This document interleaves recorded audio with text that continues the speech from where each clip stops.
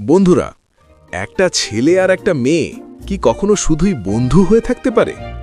যেমন মানুষের বেঁচে থাকার জন্য খাওয়া দাওয়া একটা বায়োলজিক্যাল নিড, ঠিক তেমনি বিপরীত জেন্ডারের প্রতি ভালোবাসা বা অ্যাট্রাকশন থাকাটাও খুব স্বাভাবিক একটা ব্যাপার।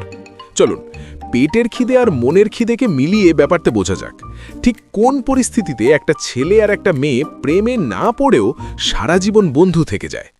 প্রথমত ধরুন আপনার সামনে খাবার সাজানো আছে, কিন্তু আপনার পেটে একটুও খিদে নেই। তখন কি আপনি সেই খাবারটা খাবেন?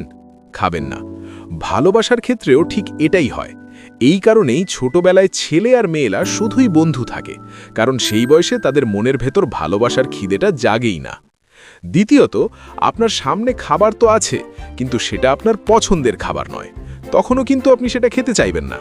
ছেলে আর মেয়ের মধ্যে এই ব্যাপারটা হলো ইউ আর নট মাই টাইপওয়ালা সিচুয়েশন। অ্যাট্রাকশন বা আকর্ষণ না থাকার কারণে বন্ধুত্বটা আর ভালোবাসায় পাল্টাতে পারে না।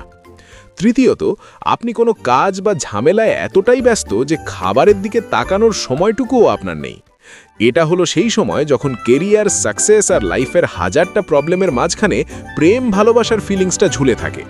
চতুর্থত, অতীতে হয়তো ওই খাবারটা খেয়ে আপনার শরীর খারাপ করেছিল, তাই আবার অসুস্থ হওয়ার ভয়ে আপনি ওই খাবারটার ছুঁতেই চান না। ঠিক একইভাবে ব্রেকআপ বা ছ্যাঁকা খাবার পর মানুষ রিলেশনশিপ শব্দটাকেই ভয় পায়। তখন মানুষ গার্লফ্রেন্ড বা বয়ফ্রেন্ড বানাতে নয়, বরং একজন ভালো বন্ধু খুঁজতেই বেশি ইন্টারেস্টেড থাকে।